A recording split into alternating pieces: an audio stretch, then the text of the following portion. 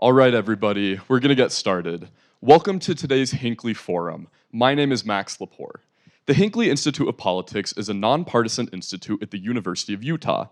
The Hinckley provides an array of transformative experiences for students through internships, forums, and classes. Hinckley Forums seek to foster public discourse and civil debate on the most current and pressing issues, bringing in local, national, and international thought leaders. We want to thank the Tanner Center for Human Rights and the Department of International Studies for co-sponsoring this event tonight. Today's forum is titled Campaign for Uyghurs, and we are excited to be joined by prominent human rights activist Rushan Abbas, the founder and director of Campaign for Uyghurs. Our program will begin with a short documentary screening, after which we will be introduced by director Adam Smith. Following the screening, we will have a moderated conversation with Mrs. Abbas, moderated by Professor Erica George. Without further ado, here is director Adam Smith and our documentary.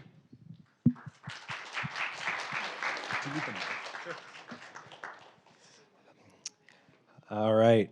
No, you definitely don't need to clap for me. I just wanted to thank everyone for coming out tonight. I know it's a Wednesday night, kids, sitters, all of that. And this isn't the coziest of date nights, I would say. But I do want to thank you from the bottom of my heart. I'm Adam Smith. The documentary you're going to watch is one that I made, and my friend Carson is here, who also helped me make it. And when I first heard about the Uyghurs, I was working for Walmart. I was out at Walmart headquarters in Arkansas, and I was selling bath scales. And as you can imagine, I needed a little bit of inspiration in my life. And as I came closer to the issue, I couldn't stop thinking about it. And so I took all my PTO, and I went out to the East Coast, and I met with as many Uyghurs as I could, and I interviewed them. And that's where I met Rushan Abbas, the face of the Campaign for Uyghurs. And you'll be able to see later on, Rushan is a fireball. And she's strong and witty and intelligent. And I'm really excited for you guys to hear from her. So after we filmed and we did these interviews, and there were some just incredible, and there's some incredible movement. We met with these people. We went out to the East Coast. We were in Harvard when there's a Harvard professor that it was found out that was being paid by the Chinese Communist Party, right? We went out. I got to interview one of the 4 witnesses who testified before Congress, and I held the entirety of the evidence that the United States had at the time of this genocide. And after all of these movements, I went to try to get funding for the film, to find distribution, and it went silent, right? Crickets. And we couldn't find anything. And I found myself in kind of a moral quandary of what to do with this footage. And that was the time when my wife suggested, what about Utah, right? And Utah, being able to bring this here has been such a special experience to prepare for this and to get Rushan here, because Utah is notoriously giving, right? Statistically, Utahns are the most charitable in the nation, actually, right? Willing to give, big hearts, and you can attribute that to whatever you'd like. But for me, it's an echo of the people who have come before us. For me, that ability to give, it speaks to this community on a generational level, I should say. And so before I wax too poetic with that, I will let you watch the documentary. And I wanted, if it's okay with you guys, I wanted you to ask yourself a question as you're watching it. Because in the news today, we get so much bad news. We're inundated with it, right? And my goal wasn't to bring you simply another piece of bad news. It was to show you the heroics that come from these things. And as well as for you to ask yourself, what am I willing to tolerate? What is my line? What am I willing to care about? What will I allow to have space in my mind? And so my pitch to you is to ask yourself that question during the documentary. And my obvious second pitch is you should care about this, right? So thank you for coming again. I really appreciate it. We really appreciate it. Feel free to check out the donation link at the end of this and come say hi to me at the end. So thank you.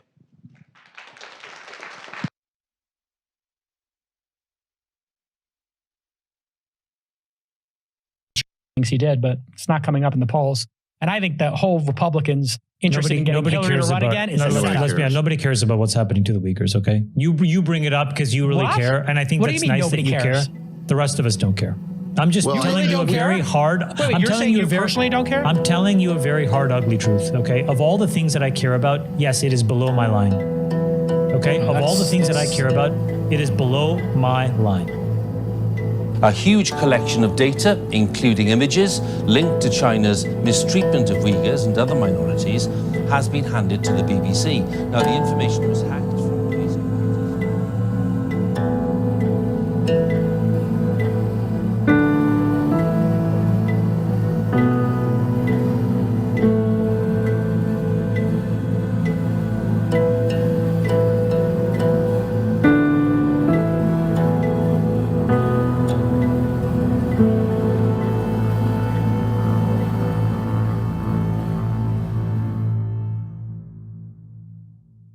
Hi, my name is Mehrgul Tursun. I come from Uyghur County, from Chechen City.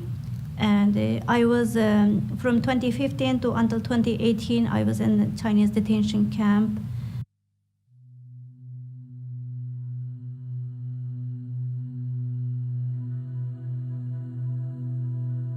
When I finished university in China, then I go to Egypt, British University. I study business administration in Egypt. And then I get married in Egypt.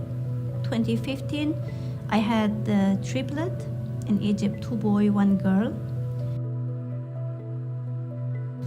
The Chinese government, starting in the 1990s, really became concerned about the possibility of Uyghurs calling for self-determination in this region.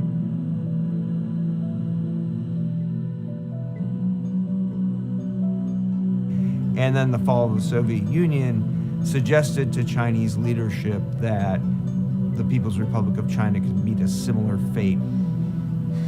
May 12, I arrived to Beijing airport. When I just arrived in China airport, Chinese police official taken away from me my triplet, and then they take me to another room. Why I go out from China? And then what I am do outside China. As a 3 hour, of course, I ask the police official, where is my kids? I need to see them. They need to take, because that time they are take breast milk. They need to eat and they need to change diaper, but they didn't give me any information and they didn't allow me to see my children. These internment centers popped up all over the region.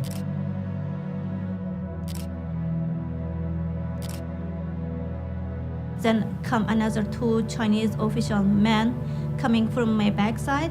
Then suddenly they stab my mouth and then give me black hot in my head. Then they just say, don't scream, don't say anything, go with us. Then they take me outside from airport to push me to want to go to inside car. They are pushing.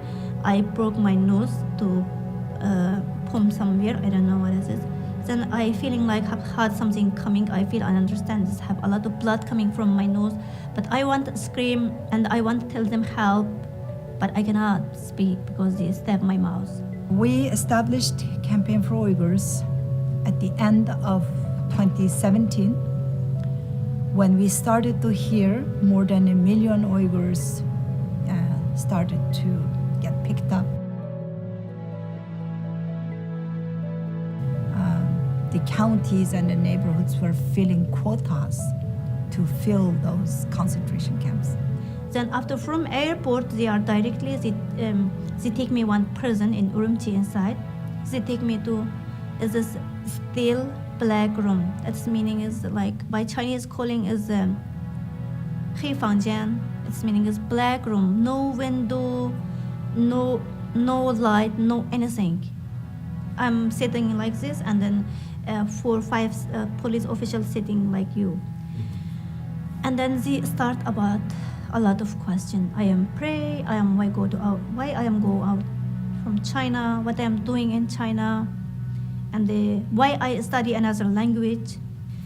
And then I stay in this black room 7 days, but I don't feeling this 7 days. I feeling like 7,000 years.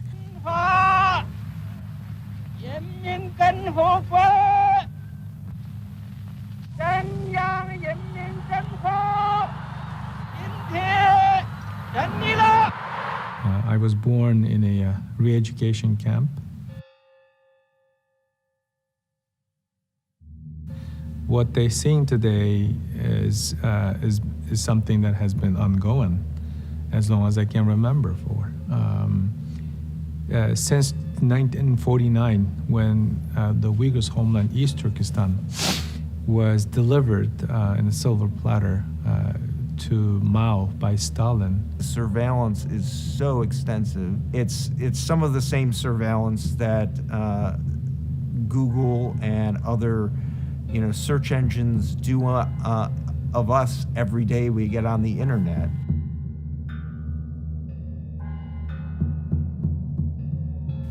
I'm very scared. All is men. This is all is men. It's more than 10 men. When I sit here, I feeling like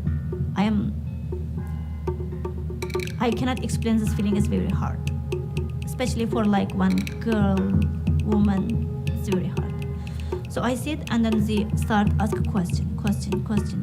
All of a sudden, in 2017, we saw that the Chinese state seemed to be adopting a policy that was trying to completely obliterate the Uyghur people as a group, as an identity. And the way this was being done was through the mass internment of a substantial amount of the population. And they speak me so bad words, very, very dirty words. And then after that, they start me beating. I say, I don't know. And they show me some picture. I don't know this. Why you don't know? You know. And then beat. After that, they beat so hardly, its chair become like with me together to flow down. And I feeling like it's my half body like fire. At first, the Chinese government denied that these centers existed at all, which we later found out were kind of a hybrid between prisons and brainwashing venues. I'm very hard, very, very hard. And I just tell little bit voice, Ya Allah. And then they ask me, you say Allah, where is your Allah? Where is your God?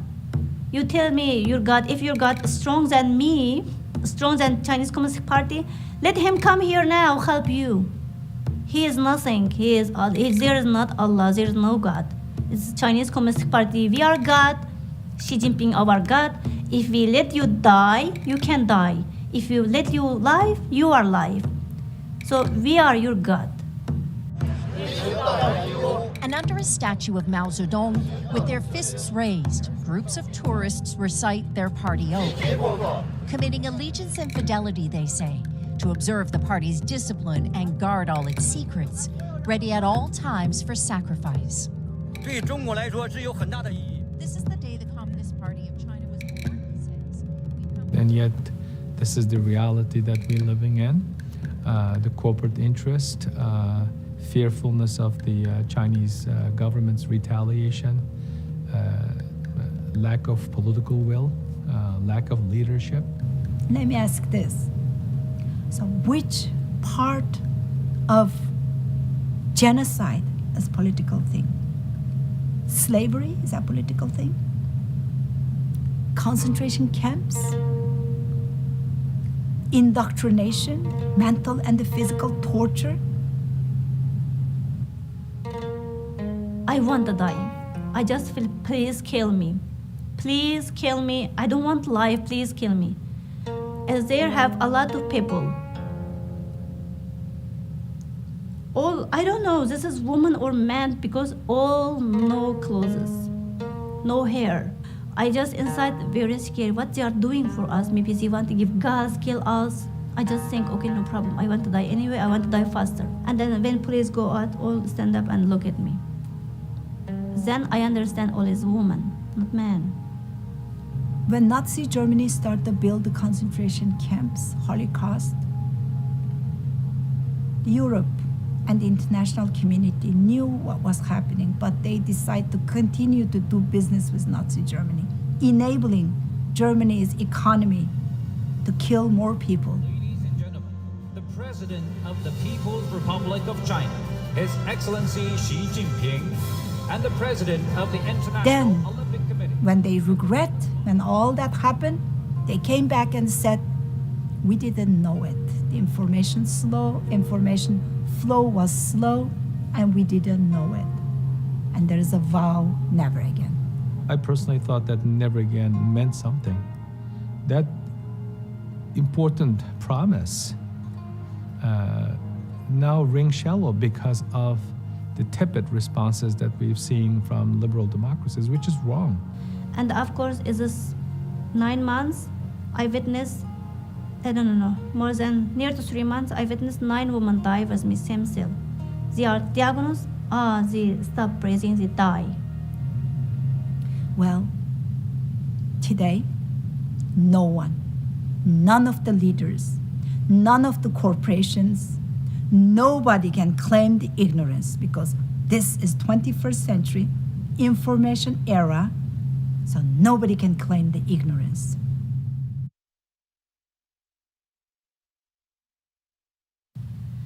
But of course, I don't believe I will die because in prison I will pray my God.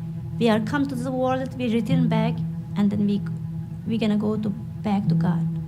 So I just say nobody can help me, no one with me. But God, please, you see me always. You can with me, help me. If you really listen to me, please help me because I am now only 26 years old. I don't want to die like this. I don't do anything bad. Just give me one chance to live again. If I am live again, I will tell the whole world what happens it doing for us. And in some ways, you could say that the reason China is doing it is because they can. 也绝不允许任何外来势力欺负、压迫、奴役我们。谁妄想这样干？ The Chinese government is able to get away with this. It's able to keep it unknown among most of China's own population. And internationally, I think because states are so enamored with the global economy and the reliance on China in the global economy, states are not really willing to take the People's Republic of China's government to task on this.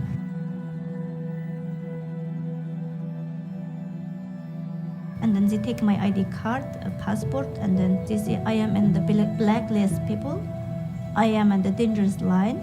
And my very healthy and bigger son is Mohammed. He is in Urumqi Children's Hospital, number 10 floor. It's very clearly, I know in my mind. They take me to a special care room. They didn't allow me to inside. They just me see from outside glass, want me look at my kids. I didn't see his face. Something cover his body, and they have some machine in behind.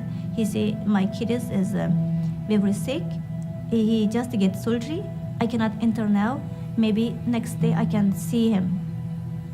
But I just ask doctor, I need to know his life or know what happened, why you did surgery for them, what happened for them. Nobody answer because the police understand I am the blacklist people from prison and I am dangerous people, so they don't have to answer to me anything. He told me like this. They want me sign paper and another 2 children can go with me home. But they tell me my biggest son Mohammed, they passed away morning 6 a.m. And then he gave me his freeze body from freeze. It's like ice body. And then he gave me the kids passed away morning.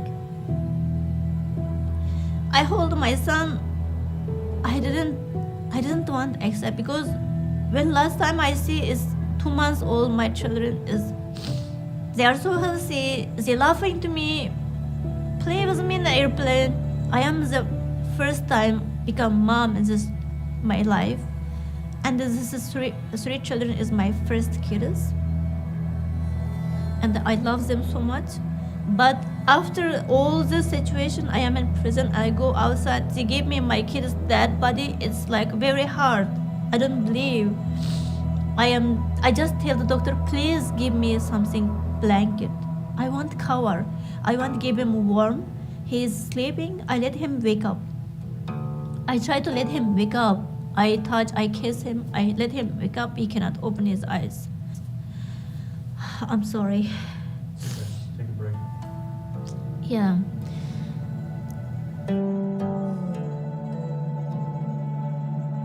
When Uyghur women are facing the government-sponsored mass rape, they are not even in charge of their own bodies. They are facing forced sterilizations, forced abortions, and forcibly marrying Han Chinese men. Uyghur children are abducted from their families and sent to state-run orphanages. There's crematorias are being built next to the concentration camps. The Uyghurs are being used as slaves today in the 21st century. Where are all these so-called the vocal people, the ones that supposed to be the defender of the children's and the women's rights?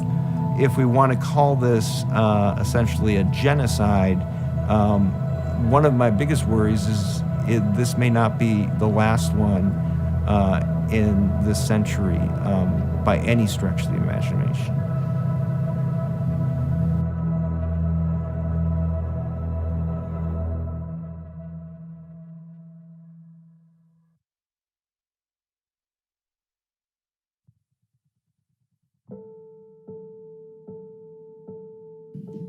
I hope the US government will take a strong action against the officials responsible for torturing me, and the death of my little boy, and the death of so many innocent Uyghur people. Because my triplet born in Egypt, and my husband Egyptian. So Chinese government pushed Egyptian government want to come to take care of the two children to Egypt. So they are searching where is his mother. We are writing paper signature for Chinese government. And I promise for Chinese government, I love China. China doesn't do anything for me bad. They are very good. Our life is very wonderful, beautiful here. So please raise your voice and take a part and take a stand, because there's no neutrality anymore. There's only right and wrong. You don't have to be an activist or an Uyghur. All you need to have is a heart and a voice to speak out. Tell the corporations to stop making this genocide a profitable venture.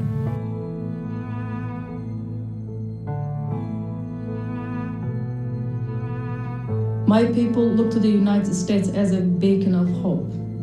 It is the only country that can tell China to stop its ethnic cleansing of the Uyghur people.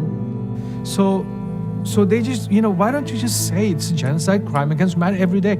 Words matter.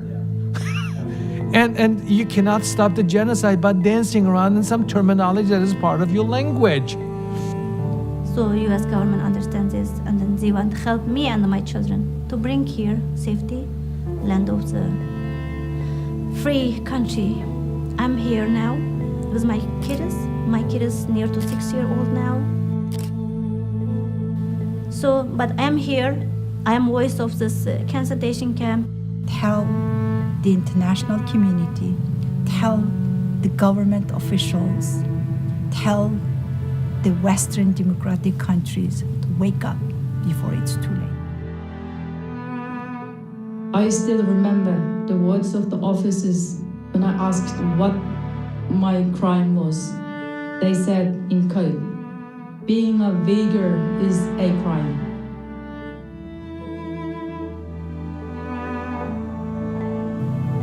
The conscience of humanity, conscience of the world is at test right now, and we are failing it.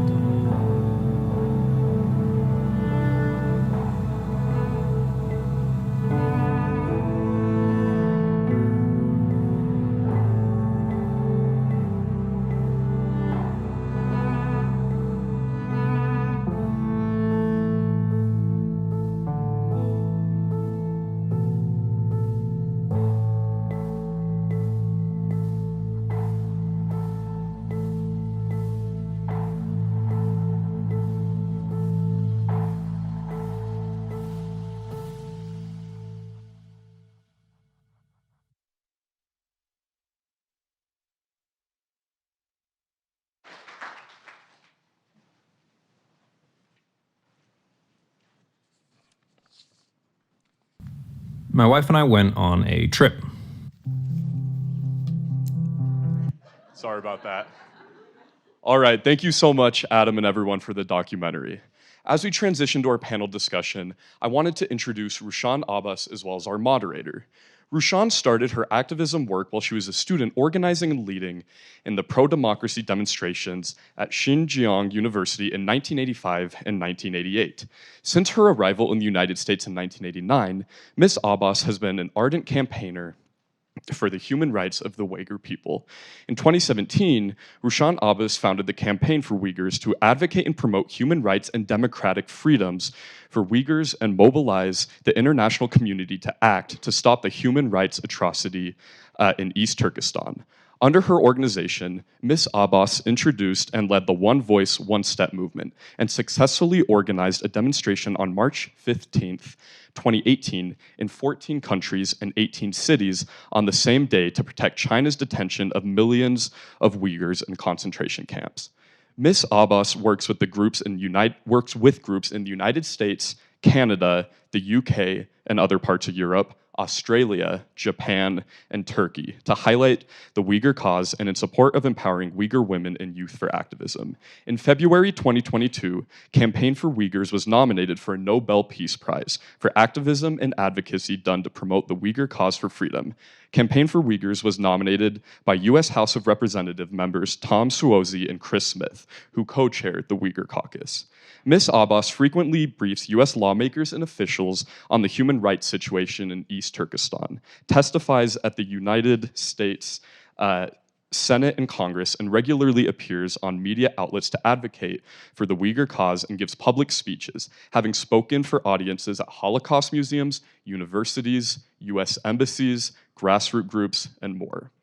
Today's conversation will be moderated by Professor Erica George. Professor George is the Samuel D. Thurman Professor of Law at the University of Utah's S.J. Quinney College of Law, where she teaches constitutional law, international human rights law, international environmental law, and seminars on corporate citizenship and sustainability. She was appointed Tanner Humanities Center Director in 2019, and just earlier this month announced that she would step down from that role. She earned her BA with honors at the University of Chicago and her JD at Harvard Law School. She also holds an MA in International Relations from the University of Chicago. She is the former interim director of the Tanner Center for Human Rights and a former University of Utah Presidential Leadership Fellow. She also served as Legal Studies Liaison to the Master of Science in International Affairs and Global Enterprise.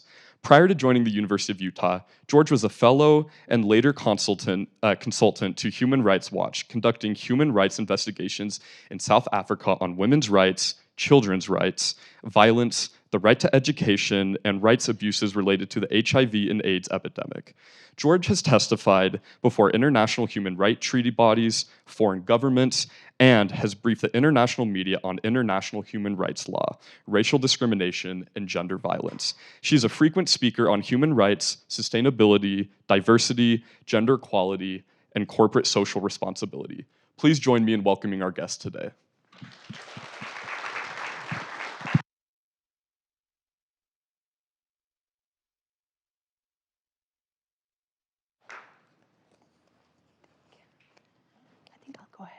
Absolutely.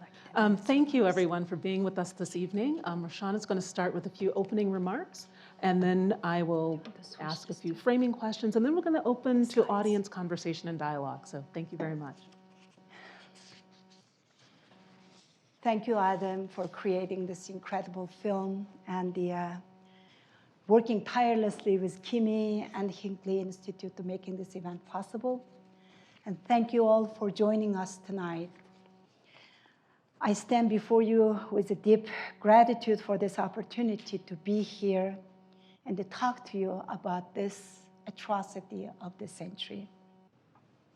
What we are witnessing in my homeland, East Turkestan, also known as Xinjiang Uyghur Autonomous Region, is nothing short of an active modern genocide. This has been confirmed by around a dozen governments and the parliaments around the world, including United States, Canada, the UK, Lithuania, the Czech Republic, the Netherlands, France, Taiwan, and Belgium. The individual freedom to choose what we believe, how we believe, and why we believe is one of the major achievements of humanity. This foundation of liberty and freedom of conscience is under attack. The disturbing trend is clearly visible by the Chinese Communist government's crimes against humanity and the genocidal policies against Uyghurs. Genocide, by definition, seeks to destroy a group of people either in whole or in a part. Human beings by nature are resilient. So what does it truly take to destroy a human? Imagine losing your right to live according to the values you cherish. In East Turkestan, the Uyghur religion and the culture have been outlawed and are punishable by prison and brutality. The Chinese regime has begun a 10-year mission to rewrite the Bible and the Quran to make it compatible with Chinese atheist communist ideologies. How in the world any religion can be compatible with communist ideologies? Their aim is to use the religion to ensure people serve the party rather than God and pledge their allegiance to the Communist Party. Now consider losing your ability to think and move freely. Uyghurs in the region live under constant surveillance, facial recognition cameras, and emotion detecting software, track every move, and monitor their faces for stress detection. With so-called predictive policing technology, they are not even afforded privacy inside their own minds. Imagine not feeling safe within your own home. The government cadres move into Uyghur household, even sleeping in their beds through a state-sponsored program called Pair Up and Become Family. This is not something that I'm talking about. The Chinese state media reported that 1.1 million Han Chinese cadres, mostly male, moved into Uyghur homes to live with them, supervise, and monitor their daily lives. Most men are sent to the concentration camps or prisons or forced labor facilities. The women left at home. The wives and the daughters are subject to sexual abuse on their own bed. Everyone you cherish is torn from your life. Left and right Uyghur family members vanish into prisons or even crematoria. Uyghur children are ripped from their parents' arms and sent to state-run orphanages. Last report was about 1 million children are taken from their families. Our thought leaders, famous writers, academias, elites, philanthropists, and successful business people, they are being targeted. They are the thought leaders and represent the heart and the soul of the Uyghur heritage, and they play a vital role in shaping and preserving our culture. In the words of Madeleine Albright, in quote, genocide is not just a matter of mass killing. It's also a matter of deliberate humiliation, unquote. Our people are given an ultimatum. Either they must re-engineer themselves and assimilate into the mainstream Han Chinese society or face disappearance. Uyghur women's bodies are being the battleground of this genocide. They are facing forced sterilizations, forced abortions, and forcibly marrying Han Chinese men if they refuse such a forced marriage. The girls, their siblings, their parents, everybody will be called Islamic extremists. Radicalized Muslims didn't want to marry non-Muslim Han Chinese, so they all were sent to the concentration camps. To break the Uyghur identity and tradition, the regime targeted the soul of Uyghur life and the sacred bond between mother and the child. Despite the UN office report stating China's atrocities may constitute crimes against humanity, and the acknowledgement of genocide in both the former and the current US administration, more than 80 global companies continue to profit from Uyghur forced labor. Your coat, your favorite sneakers, Nike, your car, even any kind of products that you use have been made with the blood, sweat, and the tears of the Uyghur people. The world is misled. Overseas, the Uyghur genocide has become a monumental disinformation campaign with targeted propaganda scams to mask these crimes as poverty alleviation or re-education to counter terrorism. The government is even working on enhancing tourism to the area, organizing Potemkin-style visits to East Turkestan to justify their genocidal crimes and whitewash the genocide. As long as our family and friends are still in the region, every Uyghur around the world is a direct victim of this genocide. We are painfully aware about the atrocities being committed against our people, but many in the diaspora are afraid of speaking out due to intimidation and threats from the CCP that their family members in the region will be hurt. Because I exercised my freedom of speech in America as an American citizen. But my own sister, Dr. Rushan Abbas, was taken 5 years ago. My First Amendment right came at the high cost. I spoke at the Hudson Institute, one of the think tanks in Washington, D.C., in September 2018, talked about genocidal policies, outlining the fate of my in-laws. 24 people from my husband's family went missing since the summer of 2017. My parents-in-laws, his sisters and brother and their spouses, and 14 of their children.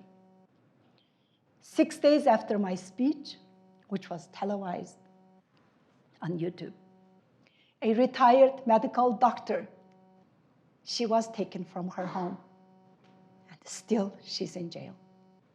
We just marked 5 years anniversary last week of her detention. Recently, we learned, just 3 weeks ago, my father-in-law passed away in January. 6.5 years of no information from my husband's family members. The only piece of information we learned is that he passed away in January. We don't know the exact date or the circumstances and where and how he died. The Uyghur genocide is a chilling glimpse into future being crafted for all of us. The Chinese government is shaping tools that will integrate into our society before we know it. They use the remarkable advancement of our age, including artificial intelligence, facial recognition, media, and manipulation to evil, to harm, control, and exploit, to blur the lines between truth and the falsehood. Our freedoms are at risk: free speech, free expression, and the international liberal order. This system is composed of democratic states connected by trade, multilateral institutions, agreed norms, and a shared commitment to protecting universal human rights. It's founded on individual liberty, representative government, and private property, and the rule of law. We cannot afford to lose these essential principles. I will humbly say that the world needs the Uyghurs to continue fighting for justice and defending what's at stake. And they desperately need the international community to join us in full force. Inaction is not an option. The stakes are way too high. This is no longer just about the Uyghurs' future anymore. The regime has the economic and the soft power determination and the foresight to extend these human rights abuses globally. It's about the future of the entire world, the future of the freedom and democracy that we are leaving behind for our children. Destroying a group of people does not happen overnight. It happens through deliberate planning and millions of instances where people turn to a blind eye. Humanity is being tested again, and we are failing. Will we have the moral courage to stop it, be on the right side of the history? I want to conclude my remarks by reading a quote of Nobel Peace Prize nominee and international human rights lawyer David Mathis, quote, "Unless today's victims are defended, we run the risk of becoming tomorrow's victims," unquote. As we learn more about the Uyghurs tonight with our conversation, I ask each of you to consider your part and how you can be a part of the solution. If we don't speak out today and hold the Chinese Communist Party accountable, then the only voice left to speak will be one of regret. Thank you.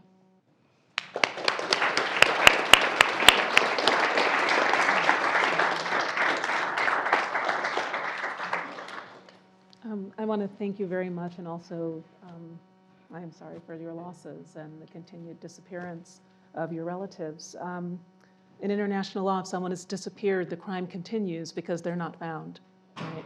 So there are a series of questions I want to ask you, but you mentioned that societies don't start at genocide. So could you take us through why it is the Chinese government is first targeting religion and why it's important? We saw in the film an exchange around language and rhetoric and why it matters for this to be called a genocide. There are 193 countries in the United Nations. You mentioned 12 have now agreed with this term. So could you take us through where we are, why it started with religious repression, and why hasn't there been more traction to call a crime what it is? Thank you. The reason that we are being targeted and especially criminalizing our religion is because the religion is what's keeping us apart from assimilation into the Chinese community, Chinese society. Ever since the occupation of our homeland in 1949, the Chinese government has been using different labels to persecute Uyghur people. During the 50s, it was under the label of nationalists. During the 60s, which was the times for my grandparents and my parents, the Uyghurs were persecuted under the label of counter-revolutionaries. And right after the collapse of the Soviet Union and the Central Asian republics becoming independent countries, the Uyghurs became separatists. And then right after the 9/11 tragedy in the United States, the Uyghurs became terrorists because of our religion. Just right before that, actually, in the summer, July and August, I used to see propaganda videos that the Chinese government was producing, inviting the Western companies to come and invest. And they are showing beautiful sceneries of our homeland and saying, peaceful people, friendly, peaceful Uyghur people, come and invest in Xinjiang. Well, a few weeks later, the Uyghurs became terrorists, most dangerous people in the world. Why it's important to call it genocide? The crimes needs to be recognized and the label for what it is to prevent it. And the United Nations is established after the World War II just to prevent this kind of crimes from happening. Every person in the world has a responsibility to do something. As we mentioned in the documentary, there is a vow never again after the World War II. And this is the moment. Are we going to just have empty words, or are we going to follow with an action to stop the genocide that's happening on our watch? Everybody's witnessing. It's not just that I am speaking as a family of the victims or Uyghur, or we are listening to the former camp victims like Miracle Tursun. But there are document after documents from the Chinese government's own leaked documents, leaked data. Okay, the lawyer in me is fascinated by that because that later becomes evidence of crime. You've spoken about portions of the genocide definition. I just want to read out to you some of the elements. In the present convention, genocide means any of the following acts committed with intent to destroy, in whole or in part, a nation, an ethnicity, a racial or religious group, such as killing members of the group, causing seriously bodily and mental harm to members of the group, re-education to indoctrination, deliberately inflicting on the group conditions of life calculated to bring about its physical destruction in whole or in part, imposing measures intended to prevent births within the group, forcibly transferring children of the group to other groups. So this is about erasure, it's about eradication, and it is an international crime. And this convention came about after the atrocities of World War II were revealed more broadly. It likely is true that people inside China don't know what's happening, but we do have access to information, and you've made this point, and the film made this point. So there are actors that have information, and yet still there's continued investment in the region. So I guess I'd like to talk to you next about what can be done, what's being done. Is there a specific call to action or request that you'd like to make? You've spoken about consumers, this film mentioned corporations. So I guess I'm curious to know where things are with Uyghur forced labor prevention. The Uyghur Forced Labor Prevention Act passed 2 years ago, and they started to implement June last year. But there are some loopholes, so we do have another legislation right now that we need help passing it, which is the House Resolution 4840, the Uyghur Forced Labor Disclosure Act. That needs to be passed, and we need everyone's help to contact your lawmakers. And the one thing that's really important for everyone to understand and do something is many people ask me when I travel around the world, how in the world China started something like this in 21st century. And my answer is the Chinese government thought that they can get away with it and deny it because the Uyghurs, like myself, we are the first generation Uyghurs in diaspora. Entire United States, we are probably like 8,000 to 10,000 Uyghurs. Entire Europe, probably around 20,000 Uyghurs. So the Chinese government thought that they can just deny everything and they keep it like, put the wok upside down and just get rid of everyone and nobody will know. That's why when we start to speak out, our family members are being targeted. The truth is what the CCP, the Chinese Communist Party, afraid of the most. So please educate yourself and educate people around you and share the information you see. Amplify our voice. Follow us on social media. And if you go to our website, campaignforuyghurs.org, there is a place to sign up for our mailing list, which we send out periodic updates. And the events like this is important. I think this is the first event in Utah. Wonderful. Thank you for being here. Thank you. And I think I'm seeing there is more information about the campaign and the work that you're doing available here at the Hinckley Institute. So if you do want to learn more about the campaign, I encourage you to pick that up. So we can educate ourselves. You also said we could advocate for legal changes to close loopholes in recently passed laws. The Uyghur Forced Labor Act is preventing the importation of goods from the Xinjiang region of China. As the political junkies in the audience may know, the UN General Assembly began meeting on Monday. The United States has an ambassador at large for global criminal justice in the Office of Global Criminal Justice in our United States State Department. On September 19th, just yesterday, Beth Van Schaak, who sits in that role, did reaffirm that the United States believes there's a genocide happening, but she also says that the business community needs to have enhanced due diligence, more transparency, and we need to think about access to justice and remedy. And she says it remains challenging to create pathways to justice while the PRC's atrocities continue. But assessment for further solid foundations mean that we should not stand idly by or be silent or bow to the political pressure of the PRC or look away. So the United States is calling these atrocities by their name. Again, so many places are not, and there is a small diaspora community. So I guess my next question for you are, what are the potential long-term consequences of this crisis? Not just for the Uyghur population, which is admittedly small, but still human, and we believe humans everywhere, everyone has the same rights. But why shouldn't the global community overlook what's happening to your people and in this region? Because the Chinese government's persecution against the Uyghurs and this genocide is not just staying within the borders. They're using Xinjiang as a testing ground, whatever they are doing to the Uyghurs as a pilot program, and exporting to other parts of the world. If you look at Central Asia and the Southeast Asian countries, and as well as Middle East, African nations, and the Latin America.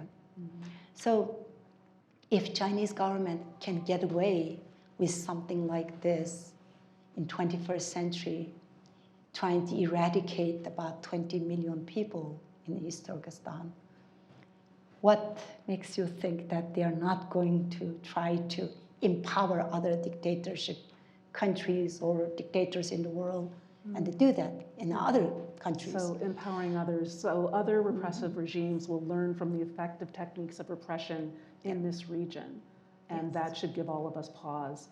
I ask that because I am curious and interested. I understand that China has now agreements with Zimbabwe because there isn't enough facial, for those of you who are interested in facial recognition technology, it needs to be trained on a data set. That region is a testing ground. It's difficult to recognize faces if you don't have enough of them. So China is now contracting with repressive regimes in African countries to be able to better recognize people with African features. This then gets translated into law enforcement, which can use facial recognition technology in ways to predetermine and arguably prevent crime, but certainly capturing a lot of people in a very wide net. So being mindful of how repressive technologies beyond the regimes can expand and extend. So it is concerning, though we should be concerned in and of itself. I guess the final question I have for you is about you. I mean, this is very personal, this is very close. Based on your activism, have you seen positive responses and change? And then what have been the costs to you? If you have aspiring activists in the room, what do they need to know before embarking upon being a voice and amplifying the voices of others? Did we make differences? Yes, we did. When we were traveling around the world before the pandemic in 2019, after my sister's detention, many countries, even lawmakers and the many scholars or intellectuals didn't know much about what's happening.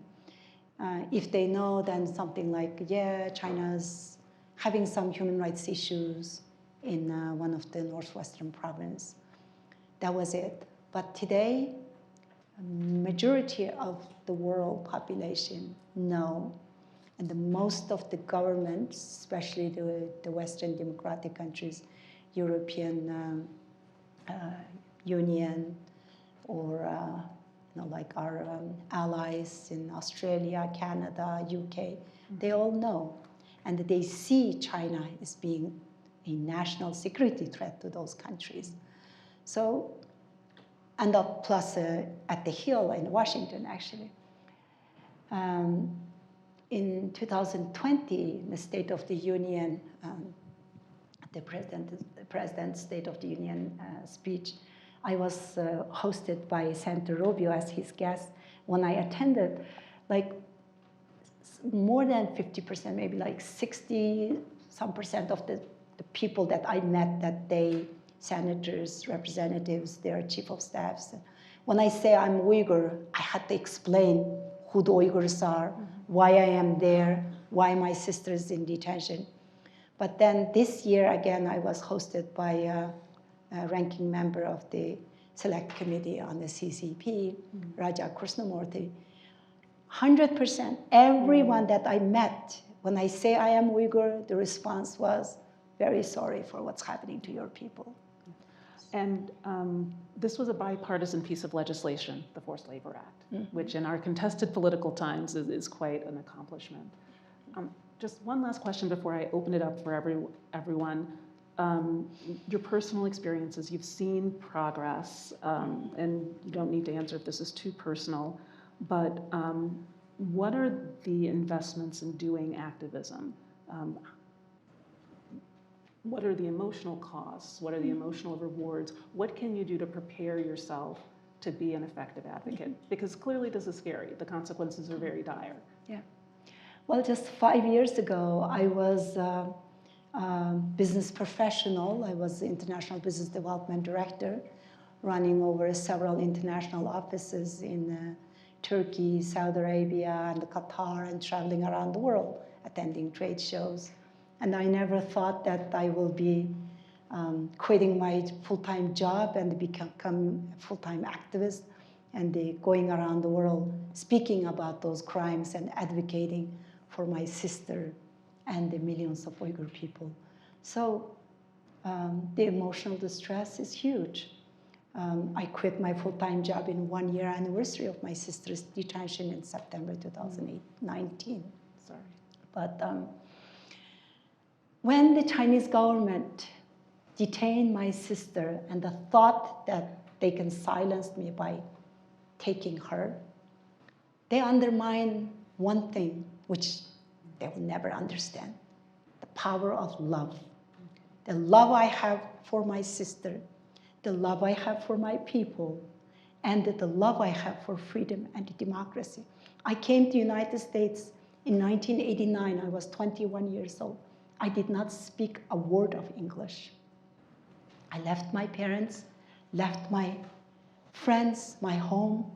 I came here because I did not have the respect for human dignity and the freedom and democracy. Now that's being at stake.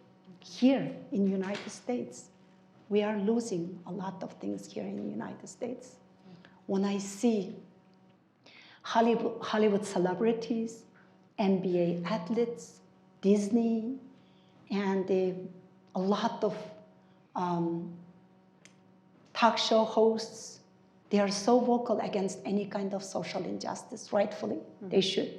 But where are they when something like this is happening? When the Chinese embassy in the United States publicly tweeting and congratulating their efforts of this genocide by saying, with the policies, they're referring to the forced sterilization and forced abortions. The Uyghur women are no longer baby-making machines. Where are they? All these people who's supposed to defend. And one thing, the United Nations, we are talking about United Nations. Xi Jinping, the dictator, the genocider, and he's the one who actually giving a direct order for this genocide. While he's running this active genocide, conducting this active genocide, who represents women and girls' rights in the United Nations? Peng Liyuan, his wife. His wife is the special envoy in the United Nations for women and girls' rights. So, to conclude, it's not easy. I have not taken a day off for past 5 years. But it's rewarding because I'm doing something for humanity. I am doing something for our next generations, our children and our grandchildren. So please, you do the same. Unless if we act now, seems like this is our last chance. If we don't hold the Chinese communist regime accountable and stop this brutal dictatorship regime, then it will be our children and our grandchildren who will pay the consequences of an illiberal world. Thank you so much. So I'm hearing hope is driving you, love is driving you, and what we want is accountability. With that, I'd love to invite the audience for questions, comments, thoughts, reactions. All right, and I'm going to bring the microphone to you for our live stream audience. So if you have a question, please state your name. Hello, my name is Michael Skyer, and I was hoping to ask if you had any ideas what the most effective, essentially, sources of leverage might be to persuade the Chinese government or force or intimidate or really any other strategy to try and get them to stop the genocide or ease up on it. Mm-hmm. Naming and shaming. They're afraid of any kind of speaking out, and the more vocal our politicians or our administration or people, more they talk about what's happening, and that's something that they don't like. And we see some changes, like all these Patankin visits that they are inviting the journalists, inviting the religious leaders to go and visit and trying to say, oh, nothing is happening, the Uyghurs are living happy, they are dancing and singing, they are living happy lives. It's because of all the activism that the Uyghur activists and the journalists covering and the all the collective actions from many people around the world. So that's one thing. Secondly, sanctions. That's very important, the sanctioning the entities, companies, and also the officials, the Chinese officials who are responsible for this genocide. We have so many documents linking the names to orders. So those are the kind of things will be helpful. Okay. Any question?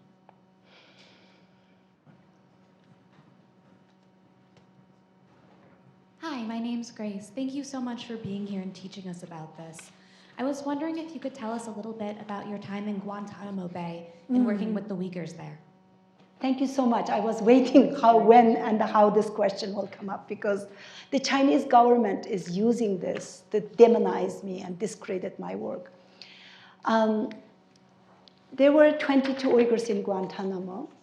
They were at the wrong place at the wrong time. They escaped from the Chinese persecution to Central Asia, and then after the Shanghai Corporation, Shanghai 5, Shanghai Corporation organization, they couldn't stay there. So before 9/11, where in the world one country that if you are Muslim, nobody cares about valid passport or visa? Afghanistan. So they were in Afghanistan. Then when the war started, they tried to escape Afghanistan because they have nothing to do with that war. But the Pakistani bounty hunters arrested them, turned them to the US military as foreign fighters. Since they didn't speak any other languages but Uyghur, our military didn't know what to do with them. We didn't know who they were, so they brought them to Guantanamo. They needed language support.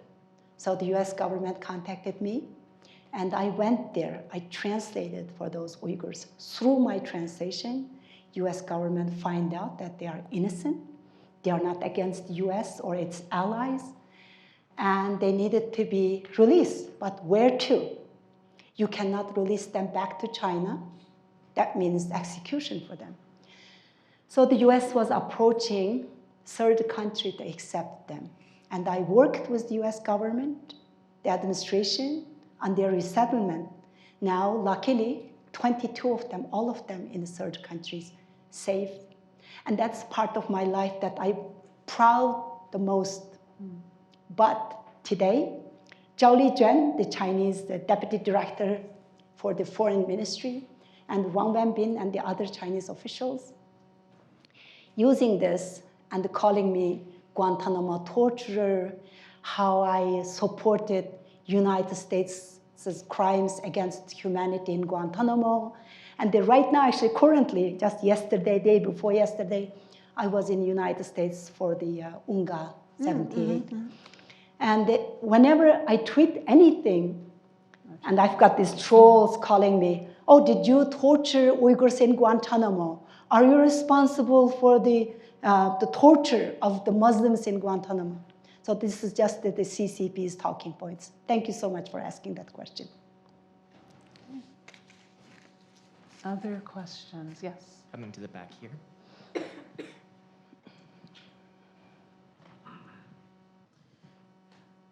Hi, my name is James, and do you think as some sort of permanent solution once the genocide is over, they would need something like their own, the Uyghur people would need something like their own state, like Israel after World War II? Well, if the regime doesn't even allow us to survive, this became a survival for us. How do you continue to live within that regime's authorities? Cui Tiankai, the Chinese ambassador to United States, the previous one, when he was asked the question after the camp issue came up to the surface, why are you holding those Uyghurs in the camps? He said, by taking them to re-education centers, we are trying to make the Uyghurs normal persons. So because of the religion we believe, because of the language we speak, the culture and ethnic identity that we have, in front of the regime, we are not even the normal commodities. So yes, in the long run, in the long term, that's the only solution for Uyghur people to have their own country like they had once before. We had the kingdoms, imperators, the Uyghur kingdom.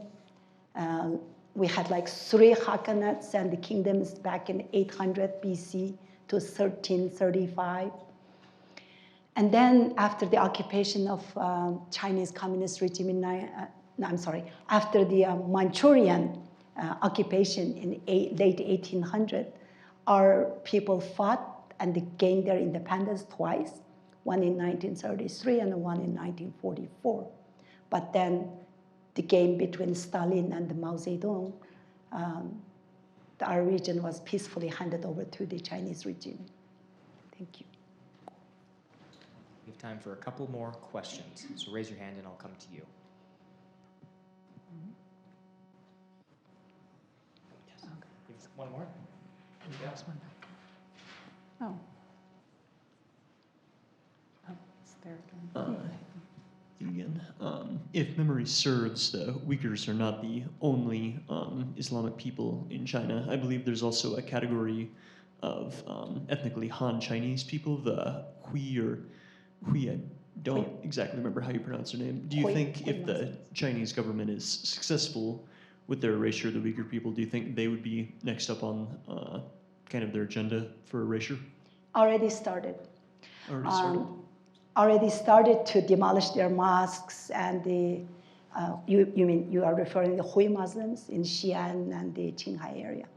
So after they called the religion as a mental disease and they demolished thousands of mosques, burned millions of Qurans, now actually recently they are going into those Hui Muslim area, demolishing their mosques and also arresting their imams and religious scholars and putting the Chinese, the state educated imams who will deliver the verses of Quran in collaboration with communist regime. So it already started there as well. Because the Chinese regime is afraid of any kind of original thought. The only thing they want is have 100% pledge of the people to the Communist Party only. Anything else you believe, Islam, Christianity, Judaism, Buddhism, even Falun Gong practitioners, all of them are illegal and all of them are viewed as a threat and criminals. Okay. So what's threatening to the Chinese government is anything that's freedom of association, freedom of conscience, freedom of thought, because it could lead to dissent and resistance and the instability of the party's hold on power. So really, we're looking at a microcosm of a large power play that has played out, unfortunately, very unfortunately, to the region. Yeah. Hello, my name is Michael. I appreciate you sharing what's going on. I don't know very much about the Uyghurs as a ethnic group, so I wonder if you could give us just a short history on where they came from, what makes them unique. I did ask ChatGPT just barely to give me some pointers, and ChatGPT tells me that you have a rich cultural heritage and you're known for music, dance, and your cuisine. Yes. We didn't come from anywhere. Actually, we existed in that region for thousands of years. But the new version of the history that the Chinese regime is rewriting for us, they say that we migrated from central Mongolia, but we have existed in the region for like 5,000–6,000 years. There's a mummies. Actually, when they first found, they came dressed in Uyghur cultural attires, and they like braided in small braids. But then the mummy was moved from Urumqi to Beijing, came back and dressed in Han clothing, or everything got changed. But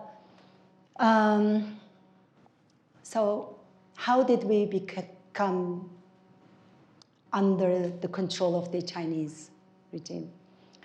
So if you remember the great game between Great Britain and Russia in late 1800s, when Russia was expanding to Central Asia, taking over Kazakhstan, Kyrgyzstan, Uzbekistan, all these stands in Central Asia. And Great Britain was going all around the world. We are actually same people with Uzbeks. We speak almost similar language. We have similar culture. Uzbek, Kazakh, and even Turks in Turkey migrated from us long time ago. So when Great Britain, they felt that Russia was expanding too quickly, and they didn't want Russia to get East Turkestan, so they financed the Manchurian dynasty in 1876. With Great Britain's money and the arms, the Manchu regime came and they occupied our homeland.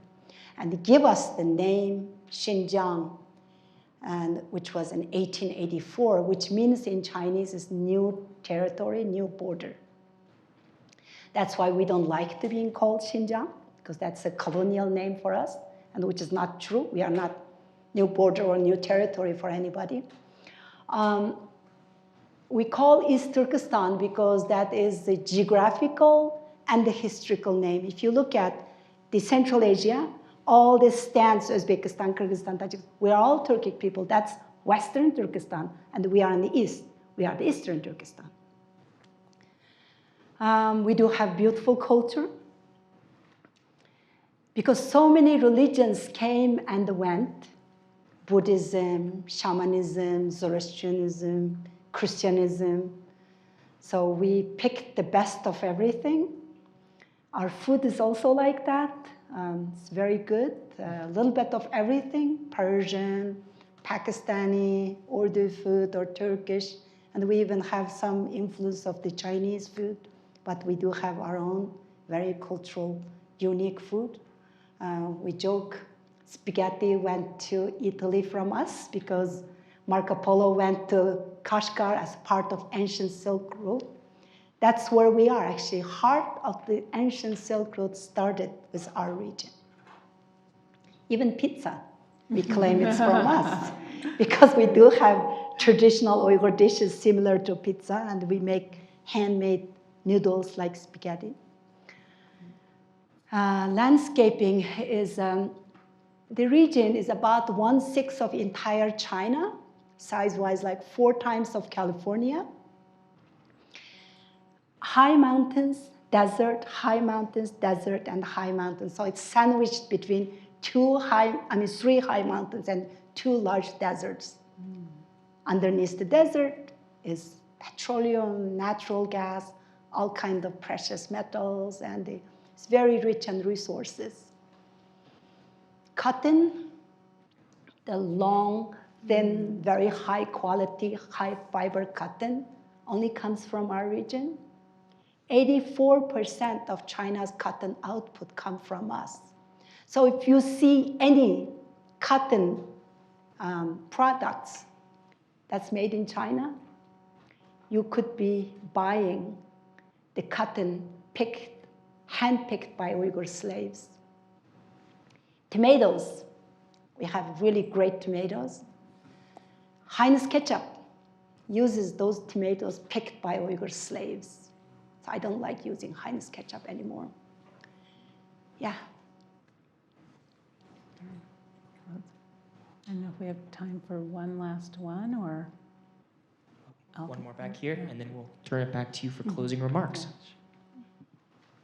Hello, my name is Nahom. So my question sort of deals with the things you were talking about, of just calling it what it is, a genocide, and talking about it more in our communities and just getting people aware of it.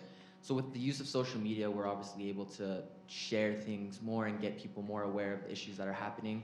But I would say one of the issues we see with social media is that a lot of social issues and human rights issues end up becoming trends. So when there's a hashtag attached to it, when it's on the top of like a Twitter page, everyone is involved. But once that trend ends, so does people's motivation towards helping the cause or contributing to getting the word out there. And even if it is able to make it out of the trends, for example, I would argue like the war in Ukraine made it out of like the trendiness and people were motivated and stuff. We see people now more fatigued and are sort of getting in the headspace of like, why are we even doing this? So I guess this is a 2-part question. How do you combat that sort of social media trendiness and I guess keep it at the top of people's attention, on top of also combating the fatigue that people may face when also involved and sort of motivating them even when they don't have as much as a connection to the issue as much as like you, for example? Thank you. That is a great question, actually. Yes, it has been 7-8 years. That's, that's a long time. And it is tiring, it's frustrating.